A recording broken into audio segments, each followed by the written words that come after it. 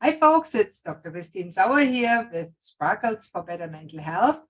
And today I have a special show with Spencer Bishins here. Spencer Bishins has a master's degree from the London School of Economics and a law degree from Florida State University. And he works for the Social Security Administration in the US and worked at the Appeals Council and reviewed dozens of disability decisions. So he knows a lot about Social Security disability benefits, and many people that have either suffered a traumatic brain injury or have a devastating mental health disability or other disabilities need to rely for at least some time on the benefits that thankfully our countries provide for those people that really need it. Welcome, Spencer. Thanks for having me. It's great to be with you today. I'm so happy to have you there because many people that I know depend on the Social Security disability benefits, whether that is in the US or in other civilized countries. Now, tell me a little bit about yourself.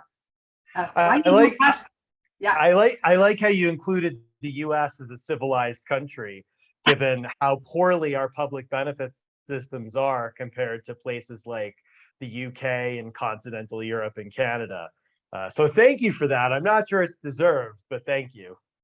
It is still civilized country, although there's a lot of deficits wherever you live in this world, because I've learned one thing in my life: nothing is perfect. So welcome again, Spencer, and tell us a little bit about why you're so passionate about Social Security disability benefits and what you're doing generally.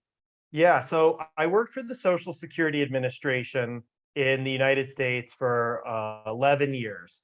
And during that time, I wrote almost 2,000 disability decisions, and I reviewed several thousand more on appeal. And I also, as you noted, I have a master's degree from the London School of Economics. So I also lived in the UK for a year.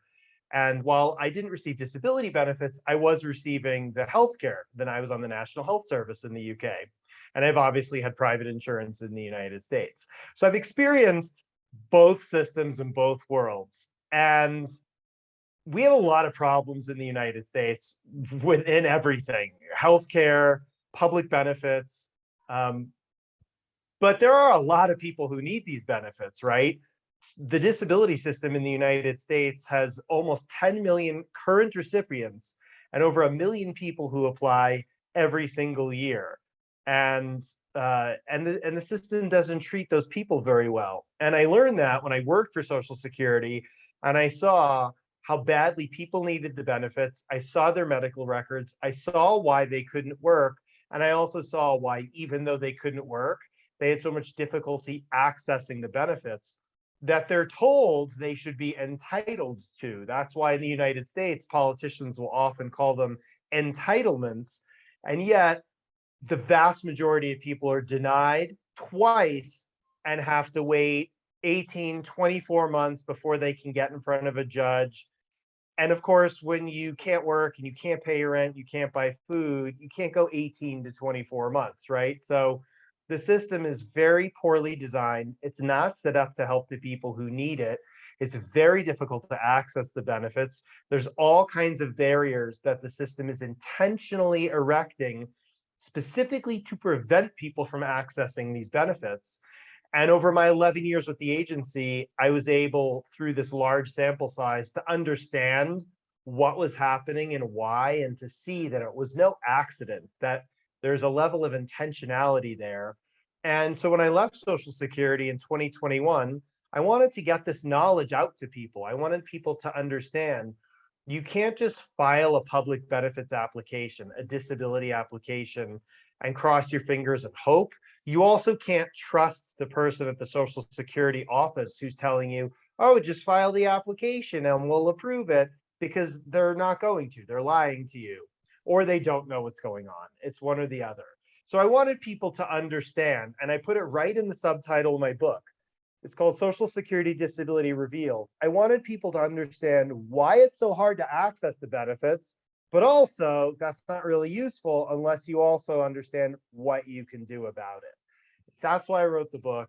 I want to get that information out to people to try and and change this to turn the system on its head so that Social Security has a more difficult time denying 70% of applicants, because every applicant truly feels they're disabled. Every applicant has medical evidence, and every applicant deserves a fair review of that evidence. And currently, they're not getting it. Wow. Now, that is probably new information for many people. For me as a physician, I know of all the pressures that already were in Germany, which has a better disability system than the States. But still, we were told as physicians not to approve anything and not to write reports. And actually, I lost my contract with workers' comp in Germany because as an allergologist, I wrote honest reports about allergies and that why they couldn't work. And they told me, you can't do that. We have to accept their claims because of your reports. And I lost the contract because of that, because I was too nice to the clients. Yeah. So Well, that is what they do. Yeah, well, Social Security's actually figured out a better way to deny claims than in Germany. Wow. Because what Social Security will do in the United States is it basically doesn't matter what you write in the report. You can say someone has allergies or brain injury and they can't work. And what Social Security will do is they'll say, okay, we recognize your doctor and you say your patient can't work. But that doesn't mean the person's disabled, because disabled in the United States is not a medical term. So if you say my patient can't work or my patient is disabled, that has absolutely zero value in a Social Security disability claim, because you're a doctor and that's a medical opinion. But whether someone is disabled, that is a legal term, and only the judge in a disability claim can decide if someone meets the legal definition of disability. So if you say my patient can't work, the judge will say, that's up for me to decide, not you. If you say my patient's disabled, the judge will say, no, I decide if someone's disabled, not you, doctor. Your opinion is irrelevant. So I talk in the book about the fact that the patients have to know what has to be in a medical report and in a medical opinion, because most doctors don't know. And I'd love for doctors to also read my book so they know how to help their patients and what to put in a medical opinion. Because saying things like my patient can't work, my patient's disabled, my patient has a difficult time, none of that holds any value in a Social Security disability claim. There are pieces of information that can go in a medical report or a medical opinion that do hold value, but you have to, it's not intuitive. You have to know what Social Security will accept in order to know what to put in that report, or if you're the patient, what to have your doctor put in your report so that it will hold value in a Social Security claim, so that the judge can't ignore it. But if you don't know how to do that, if you don't know the format that needs to take, judge is just going to ignore it and say, nope, that's my decision. Throw that out. I'll make my own call as to whether you're disabled or not. Wow, that is big information, and probably big news for many people, not just doctors, that don't know that the judge makes the decision. We know the judge makes the last decision, but that it really doesn't depend on what the doctor thinks is amazing. And what the patient thinks, we know that it doesn't matter to most insurances. Now, what is, in your experience, the judge that makes the judgment base their decision on? Because they have to base it on something. Right. So I talk about in part 3 of my book who the judges are and how they're chosen and what their backgrounds are, because all of that matters. The judges are humans, and there's over 1,000 of them across the country, but and they're all lawyers, and so they're all people who come from different places with different legal backgrounds, with very different opinions about when someone can and cannot work. You have some judges who are called high payers, who pay 80% of their cases and deny 20%. But you have a lot of low payer judges too, who will only pay about 20% and deny 80%. And then of course you have judges in the middle. And so as you can see, a lot of this could potentially be luck of the draw, what kind of judge you get. But what I like to do, I like to remind people that even a low paying judge pays 20% of their cases. So if they're holding 5 hearings in a day, and that's pretty typical, by the way, because judges decide about 50 cases per month.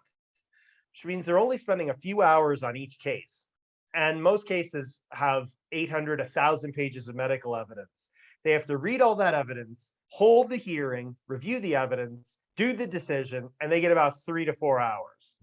So it is a lot. It's a very fast-paced environment. But if a judge is holding 5 hearings a day, even if they're a low payer, they're paying one of those 5.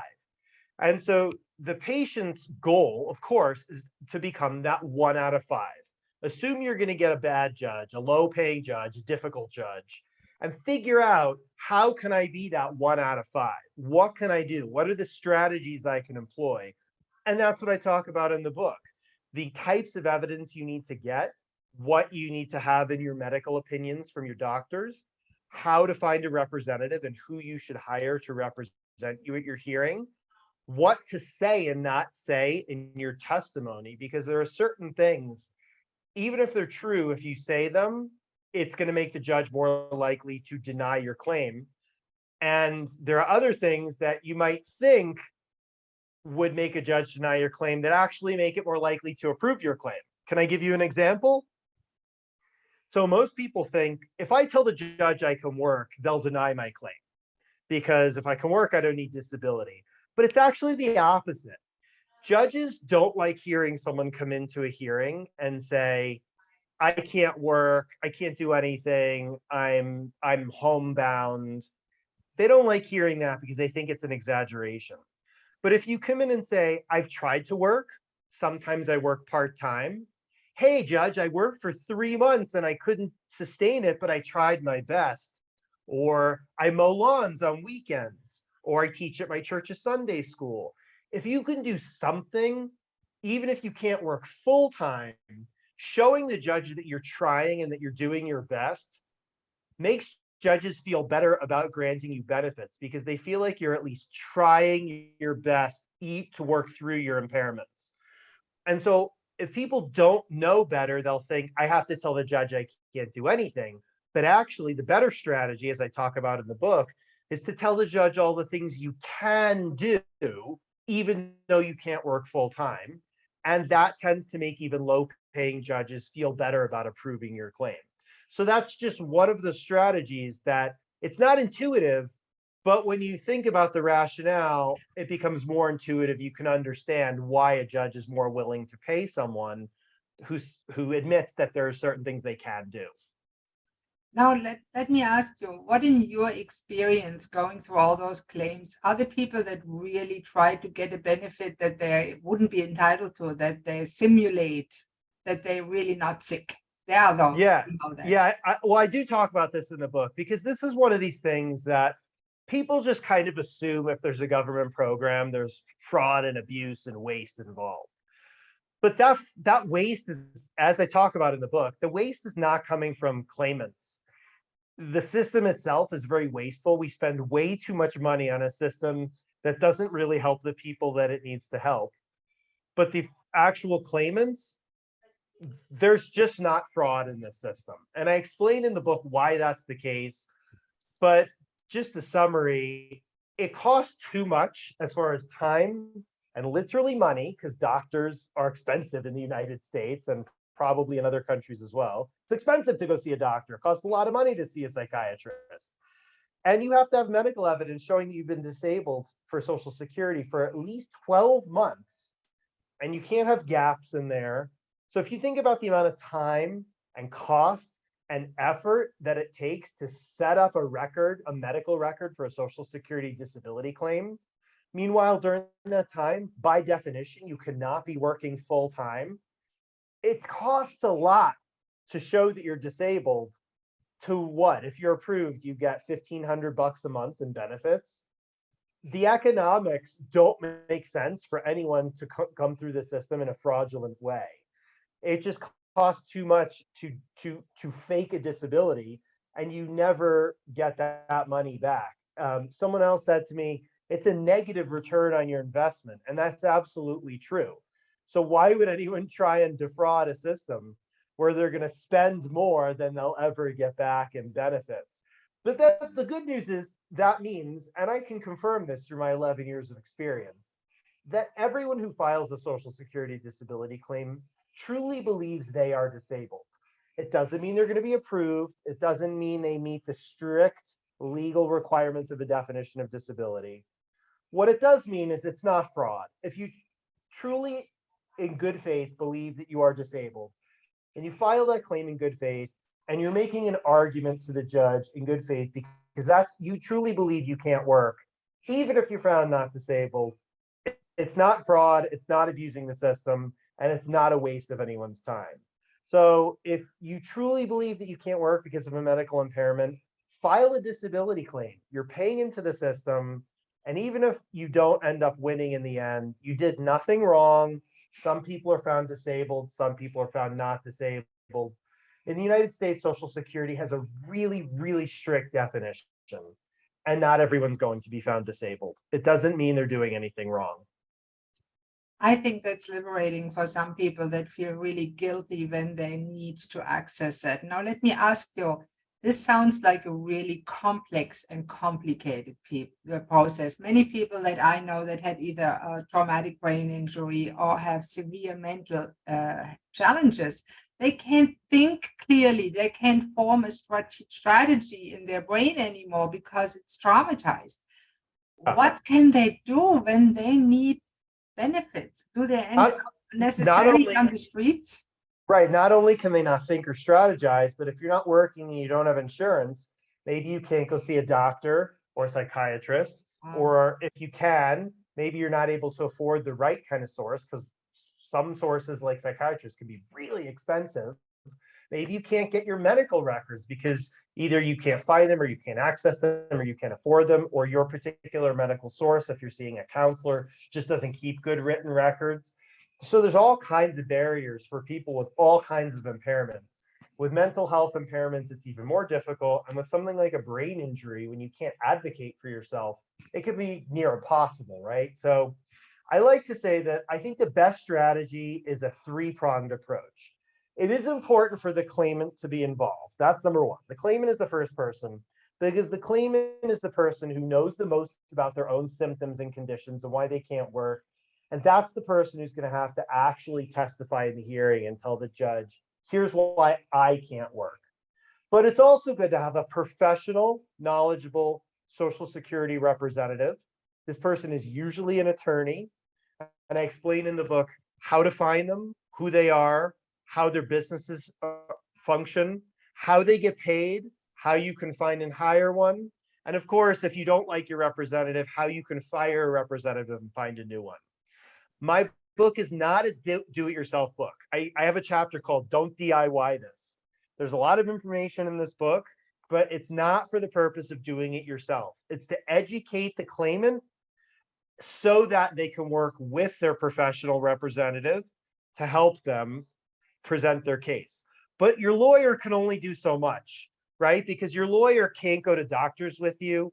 They can't help you get your medical records. They can help present the case that you have to the judge and handle the legal aspects of that, but the claimant still needs to be involved. But there's a third person. If the claimant can't personally be very actively involved, I recommend that claimant involve a third person, an advocate. It could be a friend, a family member, maybe even a professional advocate, but usually someone close to you, a close friend or family member is going to be the best person in this situation. Bring that person to your doctor appointment with you and tell the doctor, I want this person in the room with me. I'm not going to remember everything. I want this person to hear what you're saying. I want this, have that advocate read this book as well. So they can go to your doctor for you. They can drive over there and say, hey, I need to get Bill's medical records for him. Here's an authorization. He's telling me I can get his records. Can you give me his records, please? Get someone else involved so that they can be your voice. And again, the three of you all work together, right? The claimant, your non-professional advocate, and your professional representative all work together to present your case to the Social Security Administration. And I really feel like that's the formula for the best possible outcome in your case. Wow, now let's ask one question. That lawyer that you need, who pays for that? That's a great question. And so I talk about it in the book. You don't have to pay anything up front. to a representative, a lot of representatives will advertise on TV and they'll say no fee unless you win. And in the United States, that is true. You don't pay the representative up front and you don't have to pay them personally. The way they get paid, and I obviously explain this in detail in the book, but they get paid from your past due benefits. So let's say you apply in 2020 and you finally get approved in 2022. Well, there's 2 years of benefits that the government owes you for the last 2 years. So those are called past due benefits. And the way it works is the representative can get 25% of only those past due benefits, and it's capped at $7,200. That number just went up last month from $6,000 up to $7,200. And that's it. So if your past due benefits are $30,000, they only get $7,200. But if they're $20,000, they can get 25% of it, or $5,000. They don't get any of your future benefits. They don't get your Medicare benefits, which is a healthcare program in the United States that people who are disabled can have access to well before they're 65. But for what are you getting for that $7,200? You're getting a professional representative. Most of these representatives only do Social Security cases. They know what they're doing. They know the judges. They know the law. They know how to present the evidence, and they know how to make an argument on your behalf to present your case in the best possible light. And I present a situation in the book where a person, if they don't hire a representative, they're denied. But if that same person in that same situation had a representative, they would have been approved. Because I want people to understand how important it is to have that representative. Reading my book and knowing about the process is important, but it's not a substitute for an expert. Most people have a car. I don't personally. Some people who live in cities don't have one, but anyone who has had a car in their life knows cars break down. Sometimes you take the car in and the mechanic says it's going to be about $3,000 for this problem with your engine. You want to learn about what that problem is so you know why you're spending $3,000. But you're not going to personally fix the engine. You want to understand it, and you want the mechanic to handle actually fixing it. It's the same kind of thing. You should understand the system. You should know how the system works. You should know how you can prepare for your hearing.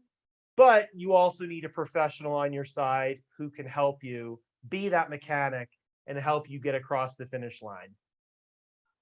Yeah, that is a very good point. And thanks you for explaining that. And I know in other countries, there's legal aid or similar systems available too. So you get the legal representation, especially important if you don't have family or close friends. And I personally have advocated for a few clients and family members myself, because it is not easy. And some people can't properly read or write, or they lost the ability due to a traumatic brain injury. And by themselves, they would never be able to navigate that system. They need the help. The way the lawyers are paid in the United States is actually one of the few things I like about the current Social Security system, because you never even pay the lawyer. Social Security will pay your lawyer directly, and they'll send you the rest of your benefits, and it's only if you're approved, and it all happens automatically. The lawyer doesn't have to worry about being paid, and you don't have to worry about paying them. And that part is great. There's a lot of other really big problems with this system, but how the representatives get paid is actually really fantastic for everyone involved. And it makes it really easy to find and hire a representative and make sure that you have a professional on your side, making sure that something insignificant or silly doesn't happen. Like you miss your appeal window, or you say something that you're hearing that you shouldn't have said. You want to make sure that you go to the judge and present your case in the most professional manner possible. Show the judge that you're taking it seriously, that you know what's going on, that you know the definition of disability, so that you can convince that judge that you are disabled. Wow, Spencer, that is mind-boggling, and that is important information that any of the listeners has to know, because even if you're not disabled, you probably know somebody that suffers from some kind of a disability and may need it, that system, or will need it, and it can prevent people from actually becoming homeless, which is a terrible situation, or just giving up and resorting in alcoholism or any other destructive behaviors. So thank you very Yeah. much. Now, anybody that wants that book, and by now everybody is keen on getting it, where they get it. Yeah. Everybody should want it because you or someone you know at some point will miss some work because of an injury or illness at some point. It happens to everyone. So it's really important to know the disability system in the United States if you or anyone you know live or work in the United States. So you can go to our website, bishinspublishing.com. That's BISHINS publishing.com. We have a full description of the book, the table of contents, interviews and articles, and links to all the different places to get the book. It's available in paperback and ebook on Amazon, Barnes & Noble, Scribd. If you want to support a local bookstore, you can go through bookshop.org. And I also have all of the information on there for you to bring to your local library so that you can just hand it to them and say, I want you to get me this book in paperback and ebook. It's got all of my information, the ISBN, everything the library needs to acquire the book for you so that you can enjoy it and then someone else can also enjoy it once your library has acquired it. Wow, Spencer, thank you. And I make sure underneath the video and in all the materials that link to that website where you can get the book. Yeah, and links prominent, and links to our, please get it. yeah, and links to our social media if you want to follow us on Facebook, Twitter, and Instagram. That's all there as well. And it all directs you back to the website so you can get the book. And again, if you can't afford the book, go tell your library you want it and they'll get it. Lots of libraries across the United States already have it. Now, Spencer, another question within the book or on your website. Is there some way to contact you if they have a question or anything like that? There absolutely is. So our social media links are all on there. There's also a link for contact where you can email us. I will say, because I'm a lawyer, I may not be able to answer your personal questions about your personal situation because that's something you would need to hire your own representative for. But I can give you resources or suggestions. So, feel free to reach out if anyone has any questions. There's a lot of information in this book. And the feedback that we've had has been really, really positive with people telling us, I wish I had known this before I filed my claim. I wish I had known this before my hearing. Thank you for telling me these things. I really need to know this stuff. So I'm happy to answer questions, but also possibly I've already answered the question in the books. But if you read the book and you still have a question, feel free to reach out. Maybe I'll do a sequel. Ah, that sounds amazing, Spencer. I can't wait for it. And that really plugs an important hole. And I'm sure it's not just for people in the US important, because if you have to file a claim in other systems, the criteria are similar, even though the percentages might vary and the technicalities. But the way the judges look at people that may or may not have a disability in the judge's mind are of course different or similar, because that's what you learn in law school, probably, how to evaluate the law. Not being a lawyer myself, I'm not that sure about it. There are a lot of major differences. I know we're out of time, but one major difference is healthcare. Every other civilized country on this planet has a good public healthcare system where people can access their records really easily. And that's one of the major problems in the United States. Lack of access to care, especially once you can't work and lose your health insurance, and lack of access to records. And when you combine lack of access to care and lack of access to records, that's one of the reasons we have such negative outcomes when it comes to Social Security disability claims. It's not that people can't work, it's that people can't see medical sources, and so they can't prove they can't work. And it's really important to know what to do when you're in that situation. I have advice on ways to get free or reduced healthcare, outside, kind of thinking outside the box as far as what sources could I see so I could get good records. We have some challenges in the United States that Canada or the UK or continental Europe don't necessarily have. But I do talk about some of those in the book. I also talk about a universal basic income system. And yeah, it's all in there. Social Security disability revealed. I'll tell you why it's so hard to access benefits, but I will also tell you what you can do about it. Wow. So if you're listening and watching, get that book. I highly recommend it. I'll go on your website, get it right now myself, and I'll probably give a few copies away to clients that I know and friends and family. because sadly in Nova Scotia, many people need disability benefits and they get denied just as bad. That said, thank you so much for being on the show, Spencer. Your book is a godsend to many people. Thank you for writing it. Thank you for sharing that information. Many people would have just said, well, I don't care. I made my money in Social Security. I got a good pension out of it. And what do I care about other people? So thank you for caring.